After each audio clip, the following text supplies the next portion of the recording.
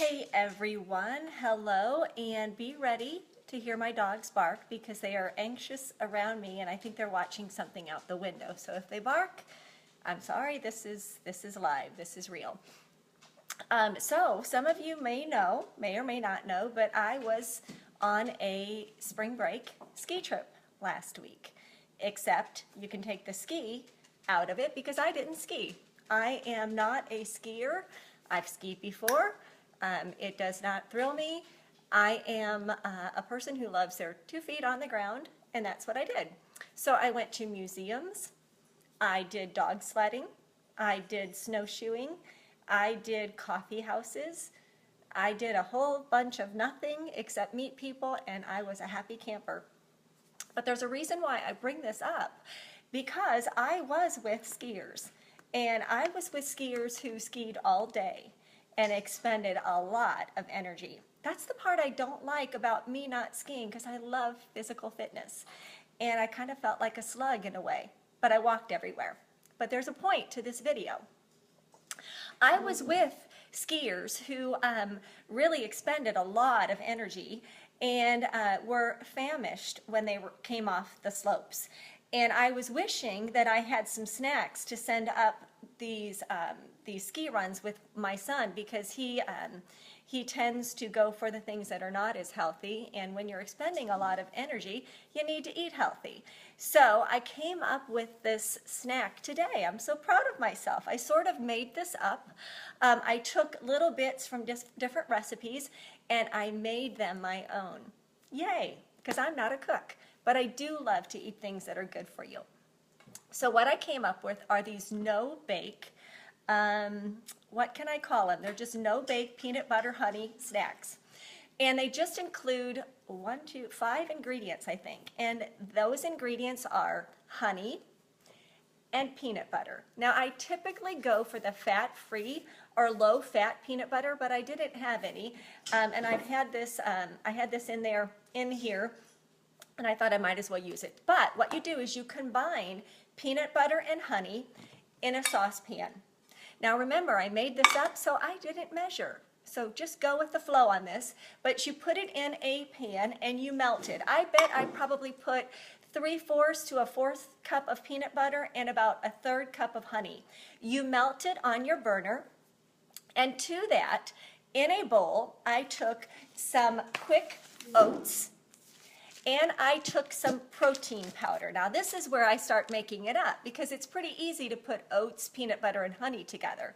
But when you add protein powder, I added vanilla. It's a very basic protein powder, but that's the flavor I added. If you want to add chocolate, by all means add chocolate.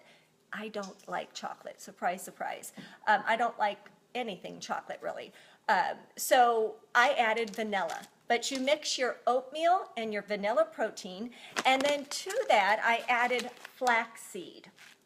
Now these are flax seeds, these are whole, and if you remember from the last video that I did, I ended up putting them in my coffee grinder and I made them into a powder.